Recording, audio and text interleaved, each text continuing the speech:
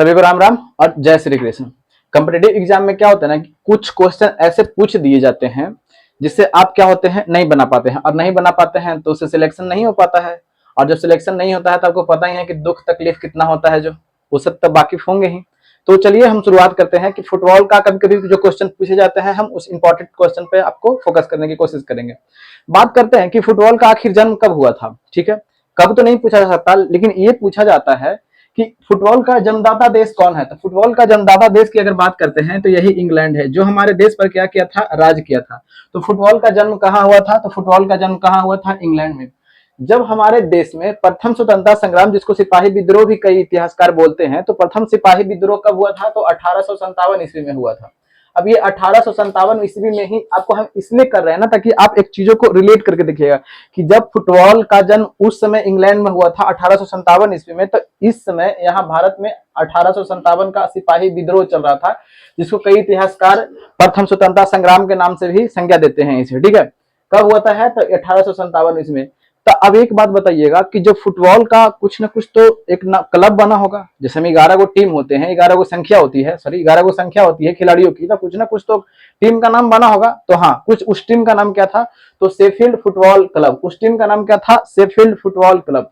तो आप ये पूछिए कि हम जब भारत के निवासी हैं, जब भारत के निवासी हैं तो भारत के पहला टीम कौन था, तो भारत का पहला टीम की अगर बात करते हैं तो भारत में पहला एक क्लब ही खुला था। उस क्लब का नाम क्या था, फुटबॉल क्लब का जो नाम था वो क्या था, तो डलहौजी क्लब नाम था। ठीक है, अब हमें एक बताइएगा कि जब सब कुछ क्लब बन गया, तो क्लब बन गया, तो इस खेल को अंतर्राष्ट्रीय स्तर पर पहुंचाने के लिए, अंतर्राष्ट्रीय स्तर पर खेल का आयोजन करवाने के लिए एक संघ की स्थापना पड़ेगी, एक संस्था की स्थापना पड़ेगी। तो हाँ, बिल्कुल उस संस्था की स्थापना पड़ेगी। तो एक संस्था का स्थापना किया जाता है। ठीक है, 1904 ईस्वी में, 1904 ईस्वी में एक संस्था का स्थापना किया जाता है।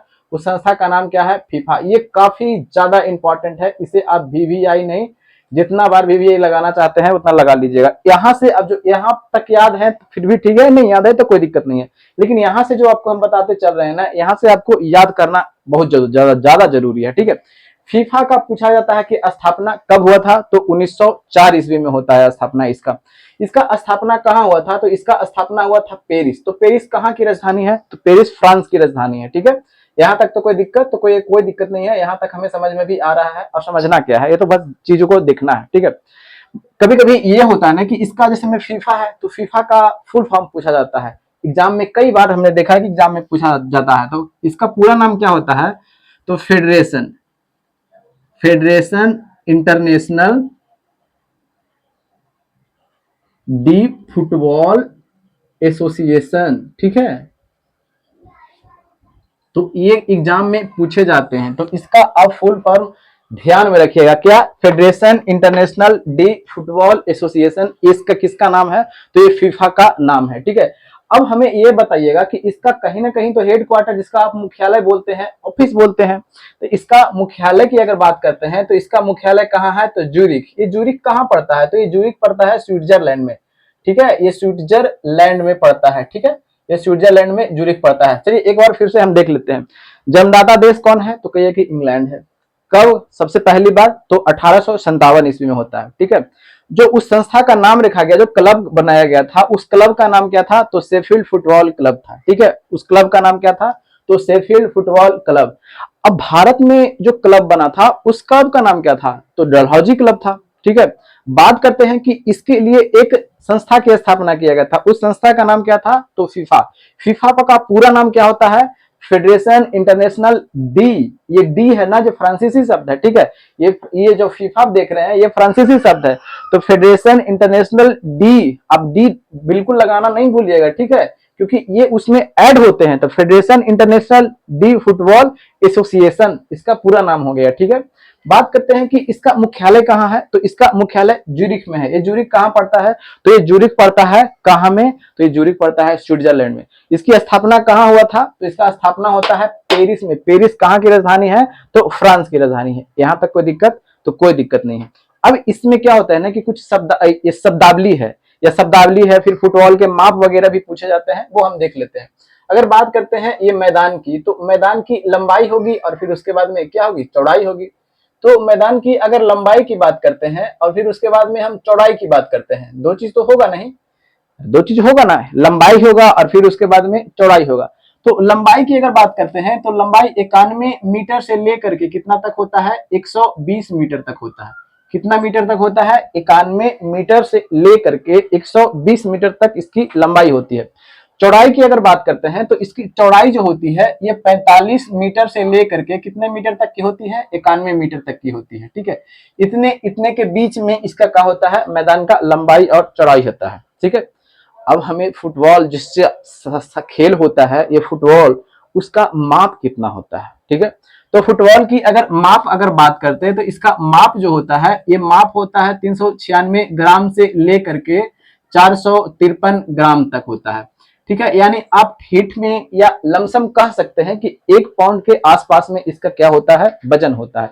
1 पाउंड में 453 ग्राम होते हैं। ठीक है, जब आप जाते होंगे तो केक वगैरह लेते हैं नहीं, जन्म दिवस पे उनके लिए भी जब जन्म दिवस मनाया जाता है तो आप लेते हैं कि केक बढ़िया सा ऑर्डर करके जाते हैं नहीं, तो वो 1 पाउंड का ऑर्डर करते हैं, 2 पाउंड का ऑर्डर करते हैं, तो आप समझ जाइए कि 1 पाउंड में कितना ग्राम होता है। ठीक है, जाते तो होंगे तो बोलते होंगे ना कुछ लोग।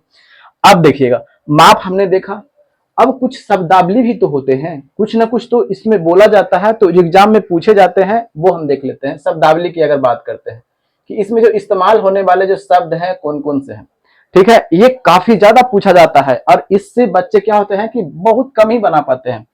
पहली बात करते हैं ये full back. Full back, full back का इस्तेमाल किस में किया जाता है, तो फुटबॉल में। ठीक है, फुल बैक जो शब्द है तो कौन खेल में इस्तेमाल होते हैं, तो फुटबॉल में होते हैं। ठीक है, फिर उसके बाद बोलते हैं तो half back, full back, half back. ठीक है, फिर उसके बाद में पेनाल्टी किक, पेनाल्टी किक। फिर उसके बाद बोलते हैं तो फ्री किक, फ्री किक। ठीक है, फ्री किक। ठीक है, फिर उसके बाद में एक और की अगर बात करते हैं तो सेंटर। ठीक है, सेंटर। और भी शब्द होते हैं, ऐसा नहीं कि इतना ही हो गया, लेकिन इतना जो एग्जाम में पूछे जाते हैं ये काफी ज्यादा, यहां से एग्जाम में आपको सीधा सीधी क्वेश्चन देखने को मिल जाता है। ठीक है, अब बात कर लेते हैं यहाँ पे कि फीफा जो वर्ल्ड कप हुआ था सबसे पहली बार, ये सबसे पहली बार आखिर हुआ कहाँ था, तो सबसे पहली बार कब हुआ था, कहाँ हुआ था, उसकी हम चर्चा करते हैं। ठीक है, तो यहाँ पे आप अगर स्क्रीनशॉट लेना चाहते हैं तो ले लीजिए, हम इसे मिटा देते हैं और मिटाने के बाद में फिर हम आगे बताते हैं। ठीक है, तो यहाँ तक तो हो ही गया होगा, उधर रख लेते हैं। ठीक है, अब देखिएगा इसे हम आपको क्या बताते हैं कि 1930 ईस्वी में क्या होता है कि पहली बार फीफा वर्ल्ड कप का आयोजन किया जाता है। तो कहिए कि कहाँ, एग्जाम में ये भी पूछे जाते हैं कि प्रथम बार फीफा का आयोजन कहाँ हुआ था। प्रथम बार फीफा का आयोजन हुआ था 1930 ईस्वी में। ठीक है, ये कहाँ हुआ था, तो उरुग्वे में, ये उरुग्वे, उरुग्वे में हुआ था। ठीक है, और इसकी विजेता की अगर बात करते हैं तो इसका विजेता भी यही था, इसका विजेता भी कौन था, यही था। यानी इस देश में हुआ और यही देश क्या कर लिया, जीत लिया। हमारे यहाँ से थोड़ी नहीं कहीं जा सकता है।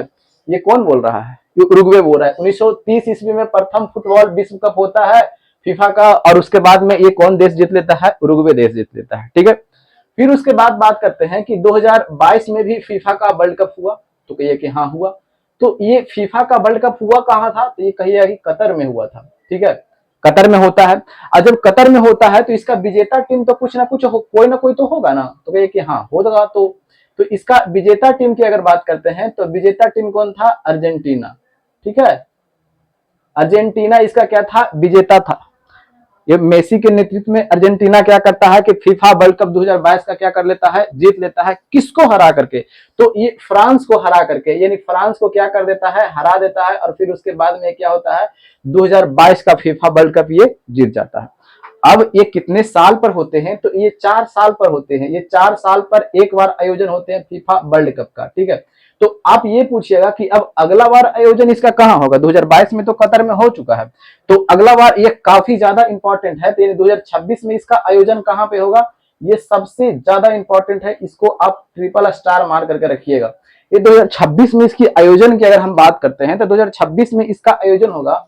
जैसे में आप एक देश के बारे में जानते होंगे, ठीक है, ये देश कौन सा है, ये देश के बारे में आपको कुछ हमने एक रफ मैप ले लिया है। ठीक है, ये है कौन सा, कनाडा है। ठीक है, और ये है अमेरिका। ठीक है, और ये है कौन, मैक्सिको है। ये तीनों को ऊपर से मिला देते हैं तो इसे बोला जाता है उत्तरी अमेरिका। क्या बोला जाता है, उत्तरी अमेरिका, और बीच में जो है उसको क्या बोलता है, सेंट्रल अमेरिका। ठीक है, अब हमें बताते ये चलिएगा कि ये 2026 में जो आयोजन होने वाला है यही कनाडा और ये अमेरिका और ये है मैक्सिको में। तो कहाँ कहाँ इसका आयोजन होगा, तो कनाडा में, फिर उसके बाद में अमेरिका में, ठीक है, जिसको आप यूनाइटेड स्टेट ऑफ अमेरिका बोलते हैं, फिर उसके बाद में कहाँ, तो एक मैक्सिको में। कहाँ पे, मैक्सिको में, मैक्सिको में।